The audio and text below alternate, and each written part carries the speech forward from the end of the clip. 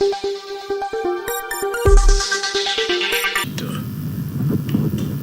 désespoir au sein de notre peuple et de pitié. L'inconscience de ces dirigeants ne permet aucun espoir de redressement. Cette détérioration rapide de la situation générale du pays est principalement due à l'inverse du pouvoir sans limite. Le nouveau dirigeant s'illustre en effet par une série de remises en cause, reniements et violations intentionnelles de la Constitution, avec en toile de fond la volonté irrésistible de concentrer tout le pouvoir entre les mains d'un seul homme au mépris du pacte qui cimentait la cohésion de notre peuple.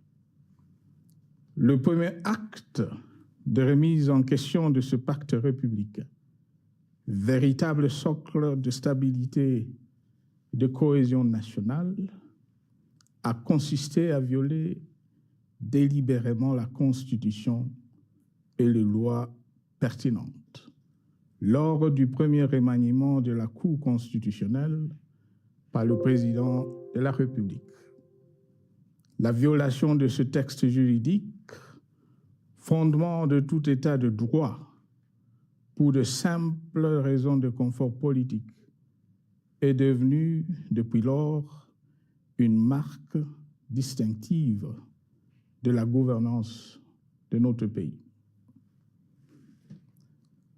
Dans le même esprit, en décembre 2020, il fut organisé un coup d'État institutionnel à la suite du renversement en pleine mandature d'une majorité parlementaire, pourtant dévolue par le peuple souverain, ainsi que le gouvernement qui en était issu. S'en sont ainsi suivis la nomination illégale de membres de la Commission électorale nationale indépendante, ainsi que le simulacre des élections de décembre 2023, organisées en violation du cadre juridique et de normes internationales pertinentes, qui, par une ampleur sans précédent de la fraude, ont amplifié l'illégitimité des institutions et de leurs animateurs. Le coup de grâce a été donné par l'annonce du projet de changement de la Constitution, un projet dont la réalisation liquiderait totalement le consensus national de Sun City. Les conséquences négatives de cette gouvernance non orthodoxe sont pour le moins stupéfiantes. Le pays est ainsi devenu un espace de non-droit. La République a cessé d'être démocratique et la volonté du chef de l'État tient désormais lieu de loi suprême, supplantant la Constitution et les lois.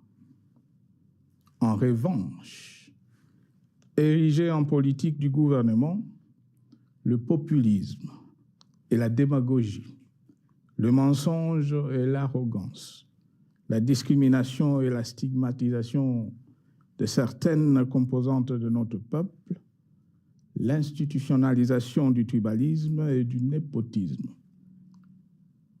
l'opposition de communautés nationales, les unes aux autres, le discours de haine et l'injustice ainsi que l'impunité ont d'autant plus aisément détruit la cohésion nationale et le vivre ensemble que l'opulence outrancière et le non-respect de la parole donnée sont les maîtres mots de la classe politique au pouvoir. Ce qui a rendu le pays fragile et donc vulnérable. Plus grave, le repli identitaire, dangereux pour l'édification de toute nation, a refait surface. avec ces vieux démons dont l'intolérance et la division est circonstance aggravante. Cela est non seulement toléré et impuni, mais aussi et surtout véhiculé et financé par les tenants du pouvoir. Face à cette dérive, le Parlement a abdiqué de sa mission constitutionnelle de contre-pouvoir. Il a ainsi cessé d'être le temple de la démocratie, le lieu par excellence de l'expression législative et la volonté du souverain primaire, pour ne plus être qu'une chambre d'enregistrement de la volonté d'une seule personne. Quant à la justice, garante constitutionnelle de liberté publique et du socle de valeurs qui structure notre identité et forge notre unité, elle a complètement démissionné de ses responsabilités, se laissant ouvertement instrumentalisée à des fins politiques. Elle n'est donc plus qu'un instrument d'oppression d'une dictature qui tente désespérément de survivre à contre-courant de l'histoire, par la terreur et l'imposition de la pensée unique. Rôle peu louable qu'elle partage avec les milices tribales, ainsi que la police et le service de renseignement, eux aussi détournés de leur noble mission de protection des citoyens et de sécurisation de l'État. Sur le plan économique, la situation est de plus inquiétante. Malgré l'augmentation des recettes publiques, essentiellement due à l'arrivée à maturité de toutes les réformes courageusement votées de 2002 à 2018, notamment le nouveau code minier, forestier, des hydrocarbures, des assurances et de la sous-traitance, et un niveau d'aide financière accrue de la part des institutions de Bretton Woods. Aucun investissement n'a été réalisé pour doter le pays d'infrastructures modernes, soutenir des réformes structurelles et stimuler la croissance. Par contre, l'inflation et la dépréciation monétaire, jadis vaincues, sont de retour. La corruption et le détournement de deniers publics ont atteint un niveau inédit. Et l'endettement public que nous avions maîtrisé de 2010 a de nouveau grimpé en flèche, dépassant la barre de 10 milliards de dollars et suscitant des inquiétudes légitimes quant à la solvabilité à moyen et long terme du pays. Les conséquences sur le plan social sont aussi dramatiques. Aggravation du chômage, accumulation des arriérés des salaires des agents de l'État, baisse drastique du niveau de vie de la population et recrudescence du banditisme urbain, de l'exode rural et de la famine dans un nombre croissant de provinces. Les Congolais sont désormais en proie à une véritable angoisse existentielle. Parmi les victimes résignées de ce gâchis se trouve en bonne place notre jeunesse, qui a été pourtant de tout le combat démocratique et qui a beaucoup cru aux vertus de l'alternance pacifique. Aujourd'hui, sans repère ni perspective sérieuse du lendemain, ils se sont abandonnés, laissés à la merci des entrepreneurs de conflits et de vendeurs d'illusions de tous bords. Rien de ce qui lui a été promis depuis 6 ans n'a été réalisé. À cette jeunesse désabusée, comme à l'ensemble de notre peuple, nous tenons à donner une assurance. L'échec d'un régime compromet, mais ne scelle pas définitivement le sort d'un peuple. Mes chers compatriotes, s'agissant de la situation sécuritaire, dans les grandes agglomérations comme dans nos campagnes, elle est partout plus que préoccupante. C'est le cas notamment au nord Kivu, au sud Kivu, en Ituri, au Maniema, au Tanganyika, au Katanga et au Mai-Ndombe, province pourtant voisine de Kinshasa, capitale du pays et siège des institutions. Le sang de nos compatriotes civils et militaires, valeureux officiers et soldats des rangs, mais aussi députés, éminents membres de la société civile ou de partis politiques, a ainsi abondamment et gratuitement coulé. Du fait de l'intolérance, du cynisme, voire pire, d'un terrorisme d'État pratiqué dans un seul et unique dessein, l'abus du pouvoir pour le pouvoir. C'est le cas, entre autres, de sang de plusieurs centaines de détenus du centre pénitentiaire de rééducation de Makala, sauvagement abattus dans la nuit du 1er au 2 septembre 2024, victimes sans défense d'un crime incontestable contre l'humanité, à ce jour resté impuni. Il en est de même de membres de la secte mystico-religieuse Wazalendo de Goma, de jeunes de la JUNAFEC à Lubumbashi et du massacre des adeptes de l'église Mbidi à Kilwa. Cette déliquescence de la situation sécuritaire est due à la mauvaise gouvernance du pays qui, dans ces secteurs, est aujourd'hui caractérisé par une formation militaire bâclée, des recrutements et mises en place ethniquement motivés, ainsi que par l'emprisonnement sans jugement, aussi bien de plusieurs militaires et officiers de haut rang que des agents de l'ordre et de sécurité, majoritairement swahiliphones.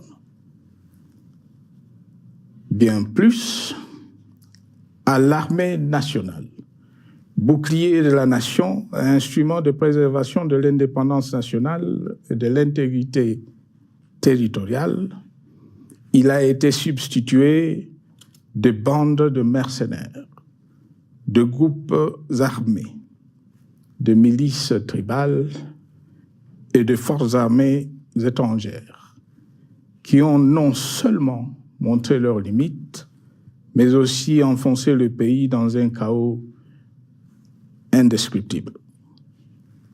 L'État a ainsi perdu le monopole de la violence légitime en sous-traitant aux groupes armés, autrefois maîtrisés, le maintien de l'ordre public et de la tranquillité nationale. Et comme si cela ne suffisait pas, l'armée nationale est vilipendée, conspuée et tournée en dérision par les autorités qui n'assument jamais rien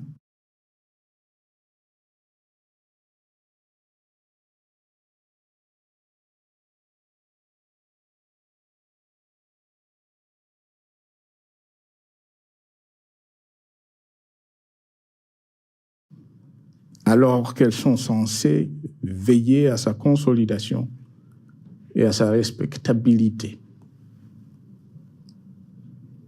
Pour les avoir formés, commandés et conduits au front, je connais nos soldats, bouc émissaires aujourd'hui de toutes les contre-performances enregistrées sur les champs de bataille. Ils ne sont pourtant pas intrinsèquement moins bons, moins nationalistes et moins loyaux. Ce qui a changé entre-temps, c'est la qualité du commandement et de leur prise en charge.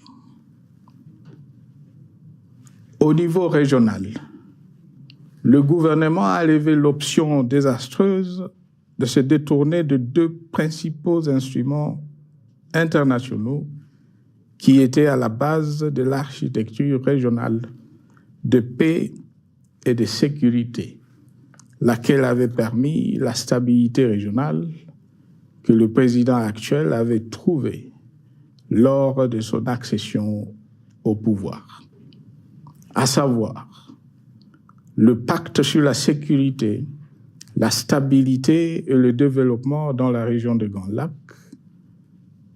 et l'accord cadre pour la paix, la sécurité et la coopération pour la République démocratique du Congo et la région. Plus grave encore, en faisant de forces négatives, les FDLR, ainsi que des centaines de groupes armés congolais, des supplétifs des forces armées de la République démocratique du Congo, le gouvernement a ouvert la voie à la régionalisation du conflit, avec des conséquences inévitables sur la stabilité de la région.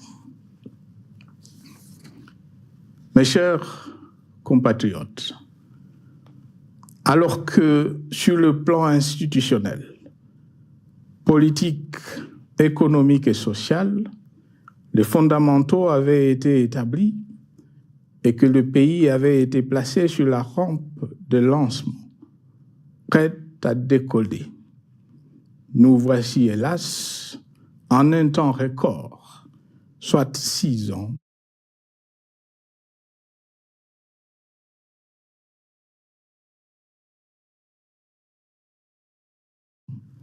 de nouveau à la case départ, celle d'un État failli, divisé, désintégré, au bord de l'implosion, inscrit en bonne place au palmarès de pays pauvres, le plus corrompu et très endetté.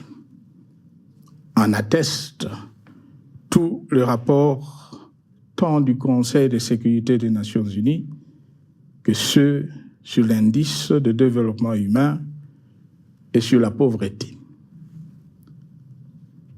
La crise qui déchire notre pays est donc profonde et multidimensionnelle. Sa solution doit être nécessairement globale.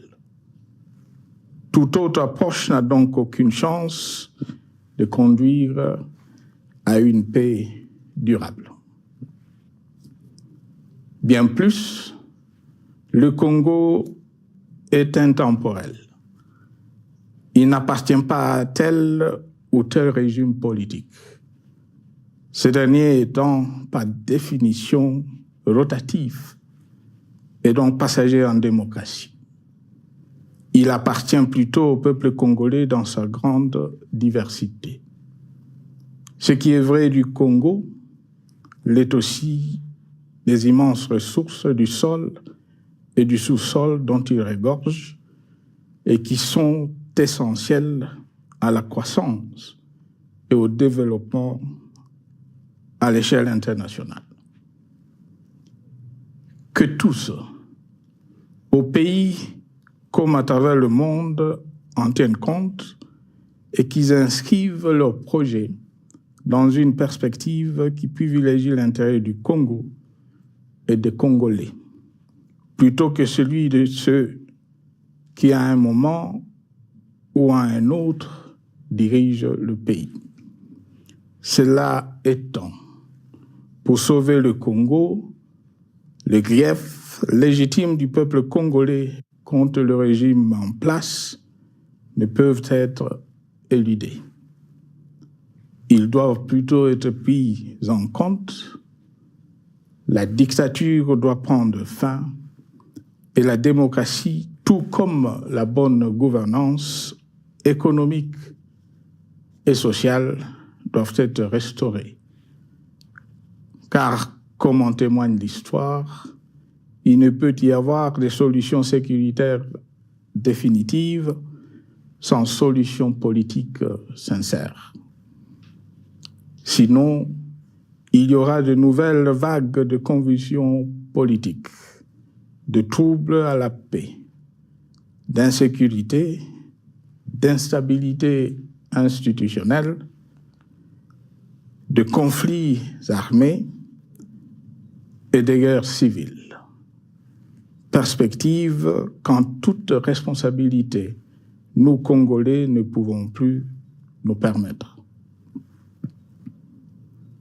Il est dès lors vital que les multiples initiatives de recherche de la paix, Luanda, Nairobi, EAC SADC, l'Union africaine, Doha et Washington, que nous accueillons favorablement, les considérant comme autant de signes de compassion et de solidarité à notre peuple, soient conscientes de cette exigence.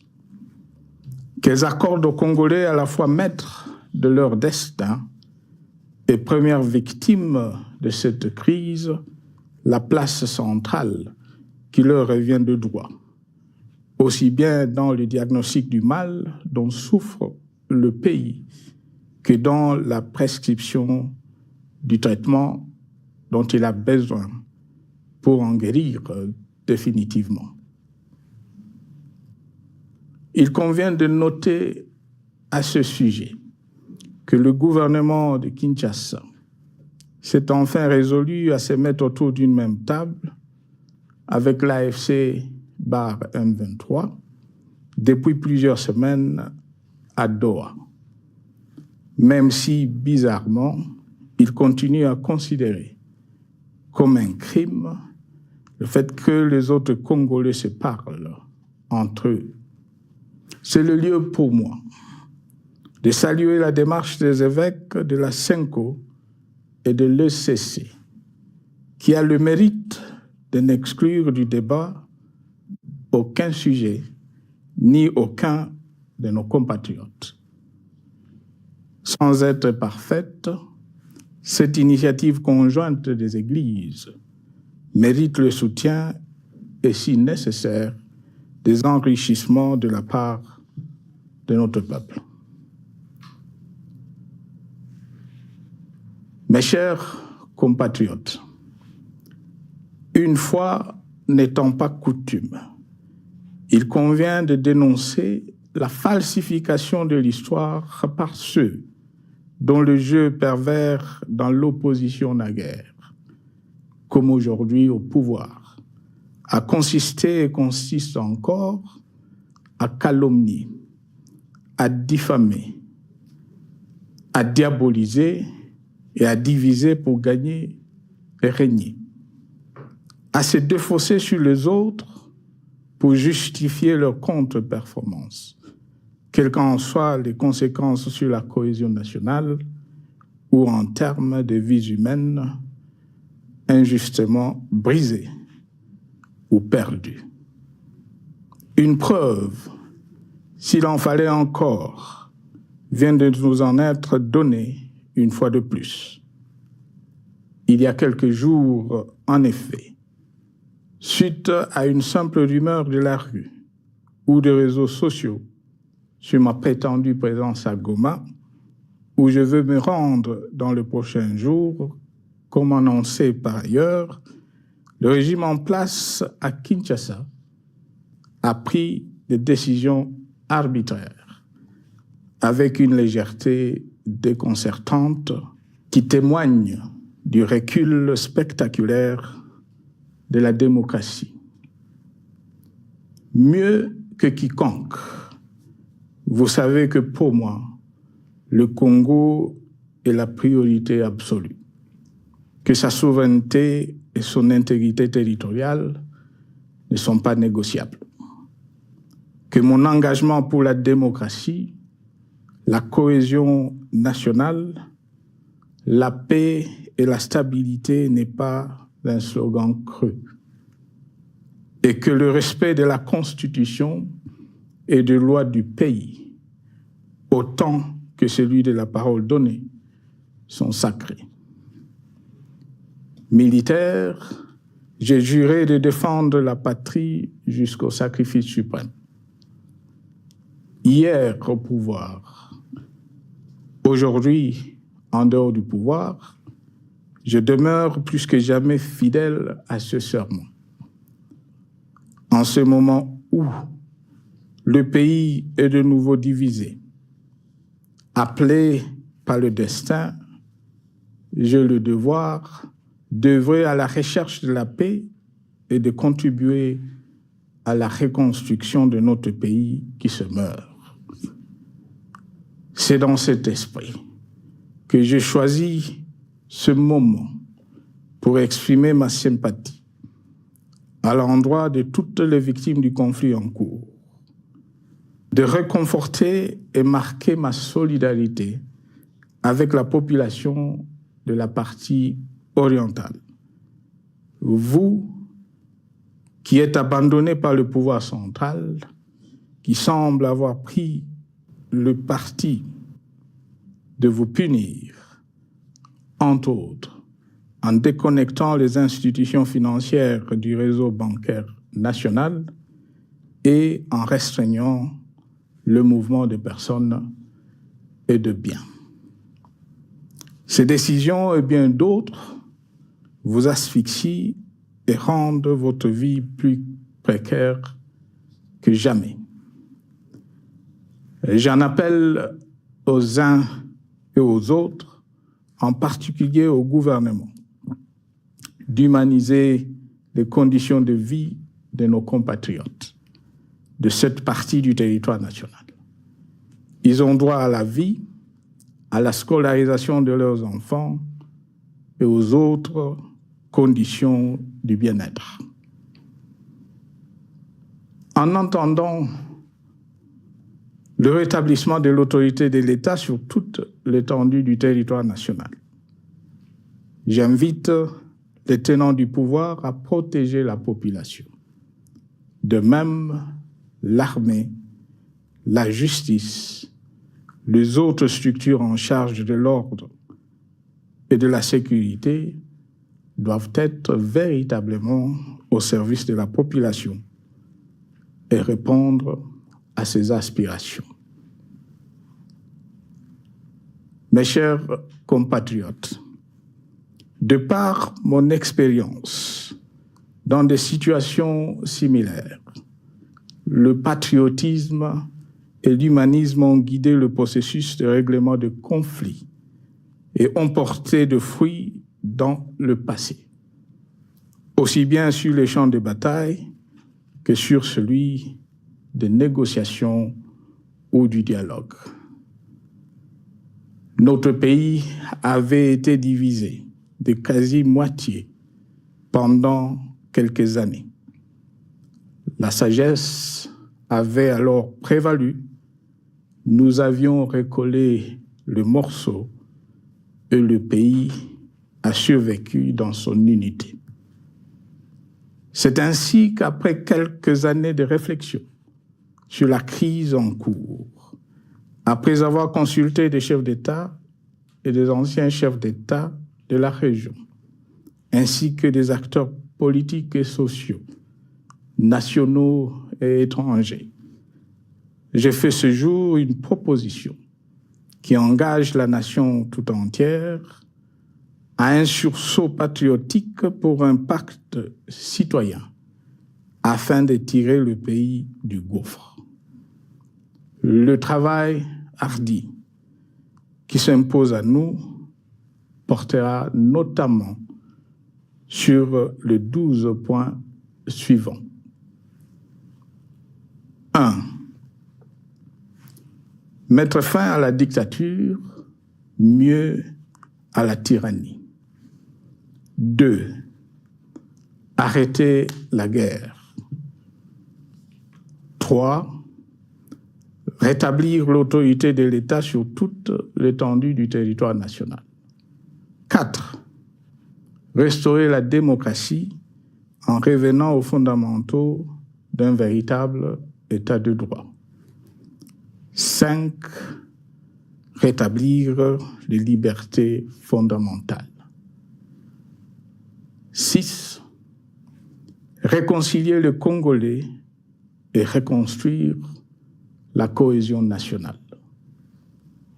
7. Relancer le développement du pays par la mise en place d'une bonne gouvernance économique, une gestion administrative et financière orthodoxe et une répartition équitable des ressources nationales. 8. Relancer le dialogue sincère et permanent avec tous les pays voisins en vue de l'instauration de la paix et du développement durable dans la région. 9. Rétablir la crédibilité du pays auprès de partenaires au niveau tant régional, continental qu'international. 10. Neutraliser tous les groupes armés nationaux et étrangers et rapatrier ces derniers dans leur pays d'origine.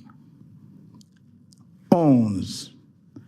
Mettre définitivement fin au recours et à l'utilisation des mercenaires, conformément à la Convention de l'Union africaine sur l'élimination du mercenariat en Afrique du 3 juillet 1977 et à la résolution des Nations Unies du 4 décembre 1989 portant sur la Convention internationale contre le recrutement, l'utilisation, le financement et l'instruction de mercenaires et rapatrier sans condition ceux qui sont déjà déployés sur le sol congolais. 12. Ordonner le retrait sans délai de toutes les troupes étrangères du territoire national. À ce sujet, je salue la décision sage des pays de la SADC de retirer les troupes de la SAMI DRC de notre pays. Vu l'immensité de la tâche ainsi décrite, je lance un appel solennel à tous les Congolais, sans distinction de sexe, d'ethnie, d'âge, de classe sociale, de zone géographique ou d'appartenance politique, qui aiment passionnément le Congo, qui sont prêts à tous les sacrifices, qui adhèrent sans réserve au pacte républicain de Sun City et qui tiennent au respect de la Constitution du 18 février 2006, à se dire autour de ces objectifs. Il s'agit de la refondation de l'État et de l'édification d'un pays qui a perdu ses repères. Mobilisons-nous et mettons à profit tous les moyens à notre disposition pour restaurer l'unité nationale, sauver le Congo et préserver son indépendance. Car l'Afrique et le monde nous regardent. Mes chers compatriotes, le Congo vaut mieux que la caricature qu'en donnent ses dirigeants actuels. Le Congo mérite mieux que cette politique extérieure faite de jérémiades et de mendicité. J'ai donc la ferme conviction que le peuple congolais est capable, aujourd'hui comme en 1960, de vaincre le démon de la division, qu'il est capable aujourd'hui, comme au cours de la décennie 90, de vaincre la tyrannie et la tentation du pouvoir absolu, qu'il est capable aujourd'hui, comme en 2003, de prendre le dessus sur ce qui nous divise et de mettre fin à la violence armée qui oppose ses enfants. Pour y parvenir, chacun doit jouer sa partition. Je m'engage à jouer la mienne. Que Dieu bénisse la République démocratique du Congo, qu'il bénisse individuellement chacun de vous. Je vous remercie.